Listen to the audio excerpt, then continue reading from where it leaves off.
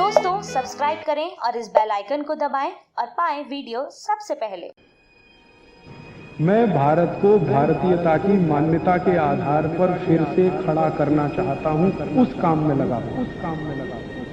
एक ताजा उदाहरण देता हूं। आजकल भारत में एक खराब बीमारी घुस गई है, चिकनगुनिया। लाखों लोग प्रभावित हैं।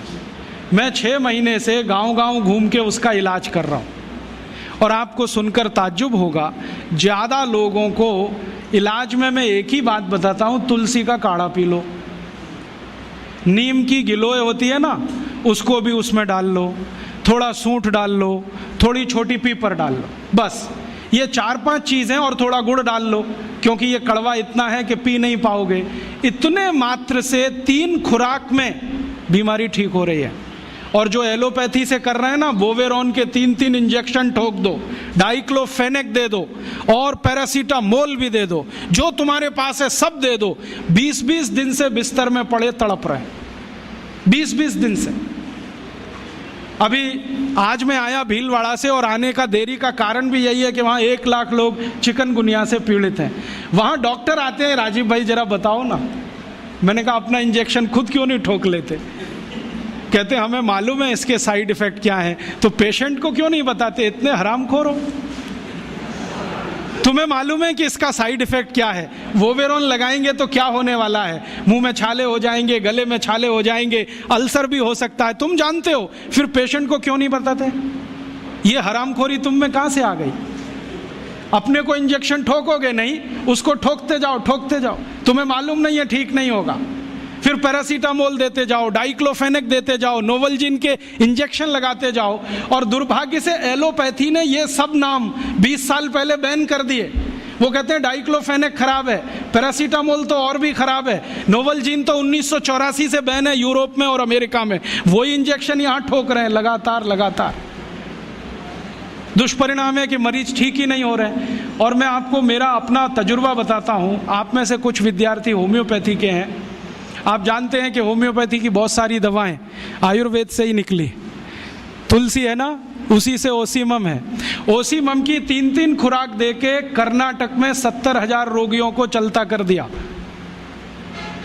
और वो 20-20 दिन से एलोपैथी खा रहे थे, रिजल्ट नहीं आ रहा है। ओसीमम 200 की 3 खुराक सफिशिएंट। और आदमी 20 दिन से तड़प रहा है बिस्तर में, न नींद आ रही है, न चैन मिल रहा है, इतनी उल्टियां हो रही हैं, बुखार उतर नहीं रहा है, सब तकलीफ है। 3 डोज दो, खत्म कहानी। मैंने उसको फिर कुछ जरूरत ही नहीं। और फिर आज स्थिति यह है कि कर्नाटक सरकार ने हमारे ये कैंपों के रिजल्ट देखने के बाद अपने डायरेक्टर्स और जॉइंट डायरेक्टर सबको लाइन से लगा दिया, जाओ राजीव दीक्षित के पास, सीखो उससे वो क्या दे रहा है और रिजल्ट क्यों आ रहे हैं। हमने 70,000 पेशेंट को दवा दी, 6 मरे, और उन्होंने 1,22,000 को दी, उसमें से मुश्किल से 6 बचे। ये कर्नाटक का हाल है। कर्नाटक में चिकनगुनिया इतना बुरी तरह से फैला है, कोई गांव नहीं बचा जहां चिकनगुनिया ना हो। मेरी तो स्थिति यह है कि कार्यकर्ता कम पड़ गए, डॉक्टर कम पड़ गए। अगर मेरे पास 1,000-2,000 डॉक्टर होते तो हम कर्नाटक के उन लाखों लोगों को बचा लेते जो मर गए पिछले 6 महीने। महाराष्ट्र में भी यही है। रिजल्ट मिलते हैं उन दवाओं से, तो भरोसा क्यों नहीं करें उनके ऊपर? ओसीमम तो तुलसी में से ही बनी है भाई, और तो क्या है, डाइल्यूशन फॉर्म में है, बस इतना ही तो है। और तुलसी का काढ़ा समझ लो मदर टिंचर फॉर्म है उसका। तो काढ़ा दे दो तो समझ लो मदर टिंचर दे दिया, और पोटेंसी में दिया तो डाइल्यूट करके दिया।